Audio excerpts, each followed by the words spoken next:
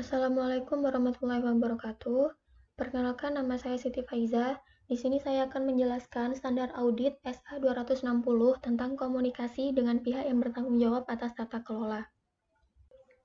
Yang pertama ada pendahuluan, yaitu ruang lingkup. Yang pertama, SA ini berkaitan dengan tanggung jawab auditor untuk berkomunikasi dengan pihak yang bertanggung jawab atas tata kelola dalam audit atas laporan keuangan.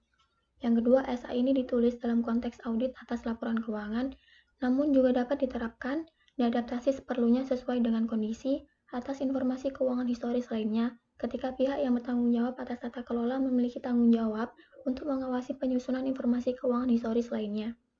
Kemudian komponen yang kedua adalah peran komunikasi, yaitu fokus utama SA ini adalah komunikasi dari auditor kepada pihak yang bertanggung jawab atas tata kelola. Kemudian ada tujuan. Yang pertama, untuk mengkomunikasikan secara jelas kepada pihak yang bertanggung jawab atas tata kelola tentang tanggung jawab auditor yang berkaitan dengan audit atas laporan keuangan dan gambaran umum perencanaan lingkup dan saat audit. Yang kedua, untuk memperoleh informasi yang relevan dengan audit saat pihak yang bertanggung jawab atas tata kelola untuk menyediakan kepada pihak yang bertanggung jawab atas tata kelola secara tepat waktu hasil observasi audit yang signifikan dan relevan terhadap tanggung jawab mereka untuk mengawasi proses pelaporan keuangan. Yang ketiga, untuk mendukung komunikasi dua arah yang efektif antara auditor dengan pihak yang bertanggung jawab. Kemudian ada definisi. Untuk tujuan SA, beberapa istilah memiliki arti. Yang pertama, pihak yang bertanggung jawab atas tata kelola, yaitu individu atau organisasi yang memiliki tanggung jawab untuk mengawasi arah strategis entitas dan pemenuhan kewajiban yang berkaitan dengan akuntabilitas entitas. Yang kedua, manajemen, yaitu individu atau kelompok individu dengan tanggung jawab eksekutif untuk melaksanakan operasi entitas. Kemudian ada ketentuan. Yang pertama, pihak yang bertanggung jawab atas tata kelola, yaitu auditor harus menentukan pihak yang tepat dalam struktur tata kelola entitas untuk menyampaikan komunikasi.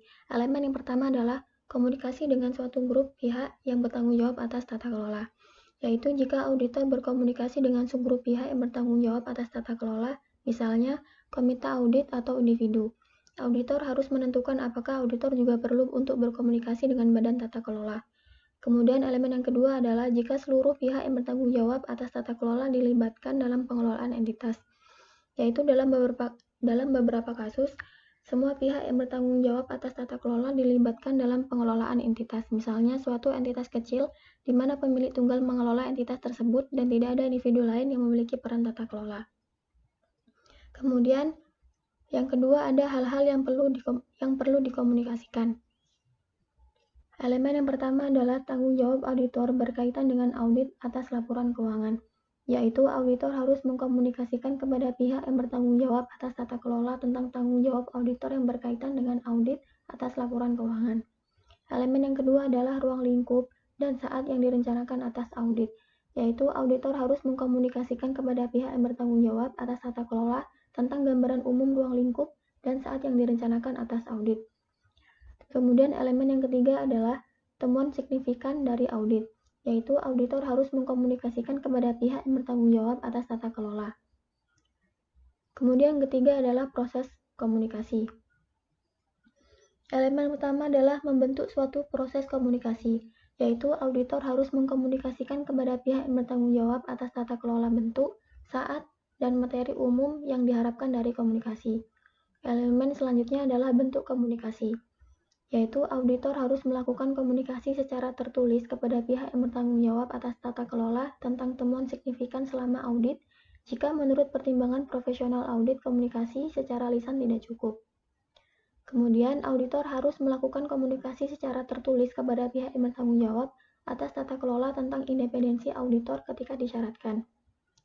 Kemudian elemen selanjutnya adalah auditor harus melakukan komunikasi dengan pihak yang bertanggung jawab atas tata kelola secara tepat waktu.